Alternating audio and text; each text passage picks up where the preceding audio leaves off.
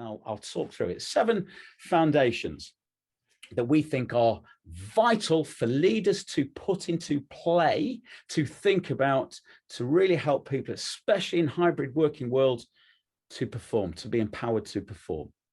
So the first one there is why. And this is all about how clear we are in terms of what is it all for?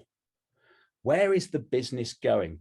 Paul talked about Maisie, and I talked to a lot of firms, and they're saying they are being asked a lot of questions now about what does the firm stand for? Where's it trying to go? What is the vision? Am I excited about that?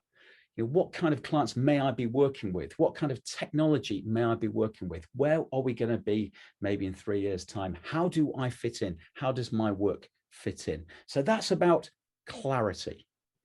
We've then got resources. So does everyone have access to adequate resources to enable them to perform? And it might be people, I know that's a stretch at the moment, having the right size teams.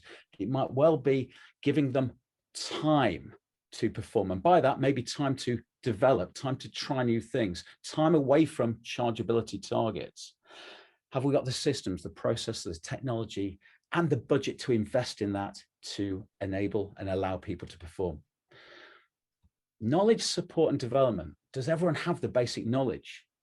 Does everyone have then the access to grow? We talked about this earlier on, that it's tough. Have we got mentors, coaching? Do we have formal ways of ensuring people are developing to enable them to build their capability to perform?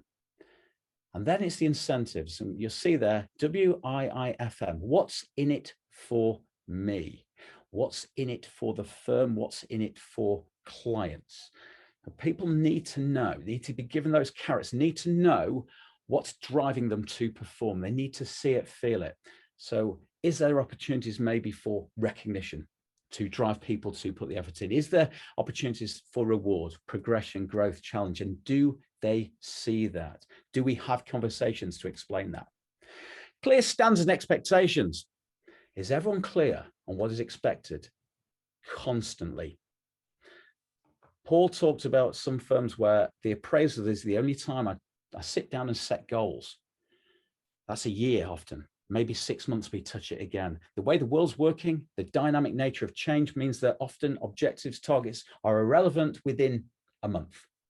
So it's constantly saying, this is what good performance looks like for you with your capability in your role right now, and making it clear what is underperformance. So setting that bar. Once we've set that bar, is performance measured fairly?